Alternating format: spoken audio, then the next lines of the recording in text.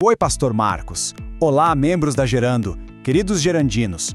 Então, pessoal, estamos aqui hoje e, Pastor Marcos, a gente pegou a sua pregação e resolveu criar um bate-papo a partir do que você ensinou. Um tema que, nossa, mexe com todo mundo, as pequenas festas do coração. Bora mergulhar nisso juntos?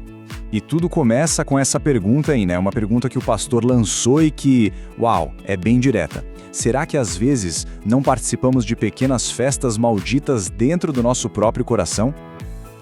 É uma daquelas perguntas que fazem a gente parar para pensar, sabe? É o ponto de partida de tudo e, sendo bem sincero, é desconfortável, mas muito, muito necessária. Exato. E para a gente começar a entender isso de verdade, o pastor fez uma comparação genial.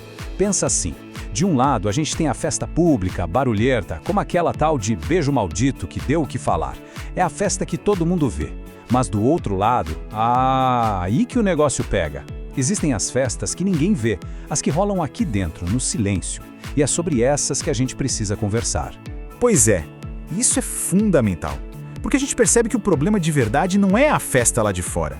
O profeta Jeremias, olha só, há milênios já dava esse alerta. O coração é mais enganoso que qualquer outra coisa. Caramba, isso muda toda a perspectiva. Significa que a nossa maior guerra não é contra a cultura ou o que está lá fora. É aqui dentro. É uma batalha interna. Exatamente. Ele pode ser nosso maior enganador. É por isso que, como o pastor Marcos tem falado para vocês, a gente precisa vigiar o tempo todo. E olha só como a gente cai nessa. A gente começa a justificar um errinho aqui, a minimizar um pecado ali, tipo, isso não é nada demais. Ou pior, a gente cria aquela falsa sensação de segurança, de que tá tudo sob controle, quando na verdade a base de tudo tá rachando. Isso mesmo. E essa batalha interna, ela não surge do nada, sabe? Existe um processo. E Tiago, na carta dele, descreveu isso de uma forma, nossa, perfeita. Ele diz que cada um é tentado pelo próprio mau desejo. Tá vendo? A origem, o ponto zero de tudo, tá dentro da gente. E esse processo é super silencioso, né? É como uma escadinha para baixo, passo a passo. Vamos dar uma olhada nesses 4 degraus que o pastor detalhou.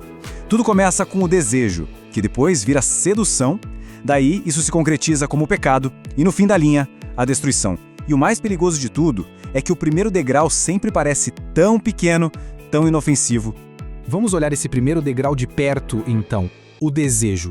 O que eu acho incrível é a palavra original em grego, epitimia, porque não é um querer qualquer, sabe? Uma vontade superficial.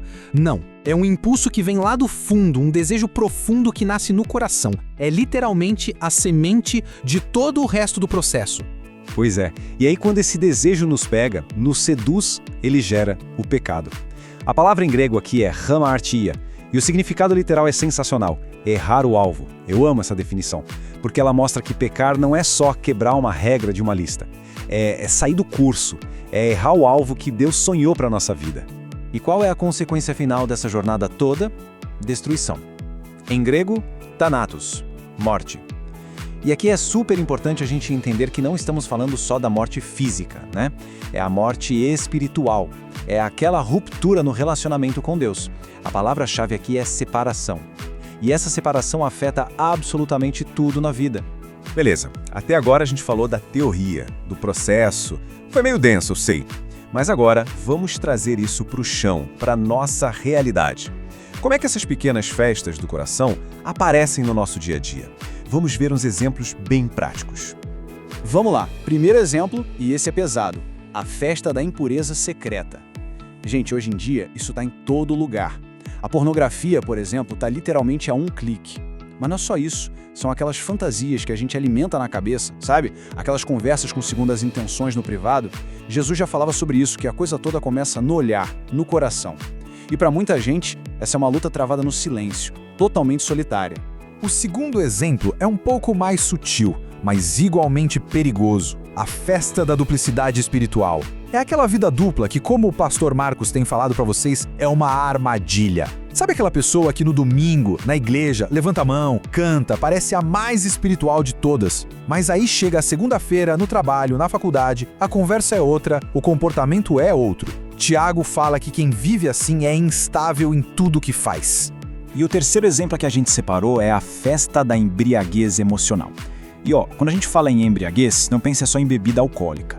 A ideia aqui é usar qualquer coisa para fugir da realidade, para anestesiar as emoções. Pode ser ficar horas rolando o feed do celular sem nem ver o que está passando, pode ser maratonar uma série atrás da outra, não como um descanso, entende? Mas como uma válvula de escape, para não ter que lidar com o que está aqui dentro. No fim das contas, a vida se resume a isso, né? Uma escolha entre dois caminhos, que Jesus deixou bem claro pra gente. De um lado tem um caminho largo, é o mais fácil, o mais cheio de gente, o que promete prazer agora, sem limites, só que o destino final é a perdição. E do outro lado tem um caminho estreito. Esse sim exige esforço, exige atenção, vigilância, pouca gente anda por ele. Mas o destino é a vida. Ok, a gente sabe que ouvir tudo isso pode ser meio pesado, mas calma, agora vem a melhor parte, a virada de chave. E a boa notícia, a notícia incrível é essa. Não importa em que ponto desse caminho largo a pessoa esteja. Não importa o tamanho da festa secreta no coração. Sempre existe esperança. Sempre existe um caminho claro de volta para Deus. E esse caminho de volta, gente, é para todo mundo. Para quem está longe, para quem se desviou e até para quem está dentro da igreja, mas está lutando quietinho. E ele é simples. Se resume a 3 passos essenciais. Primeiro, ouvir o Evangelho. Segundo, arrependimento. E terceiro, e melhor de todos, uma nova vida. O primeiro passo é onde tudo começa: ouvir. É como Paulo escreveu, né? A fé vem pelo ouvir a mensagem. É simplesmente a atitude de parar, de silenciar as outras vozes e deixar a palavra de Cristo entrar de verdade. É abrir o coração para que ela comece a fazer uma faxina lá dentro. Depois que a gente ouve, vem o segundo passo, o arrependimento. E é muito importante a gente entender que arrependimento não é só sentir culpa, é uma atitude. É como está escrito em Atos, é voltar-se para Deus. É tomar a decisão de dar um cavalo de pau na vida, mudar de rota e correr na direção dele. E o resultado disso tudo? Essa é a parte mais linda. Uma nova vida. É algo que, como o pastor Marcos tem falado para vocês, é uma promessa real. Em Cristo, a gente se torna uma nova criação. Sabe aquelas coisas velhas, aquelas festas secretas, os erros do passado? Já era. Passou.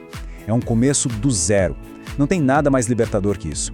Então, depois de toda essa conversa, a gente volta lá para o começo, para aquela pergunta. A pergunta que fica para cada um de nós, para a gente refletir com sinceridade total.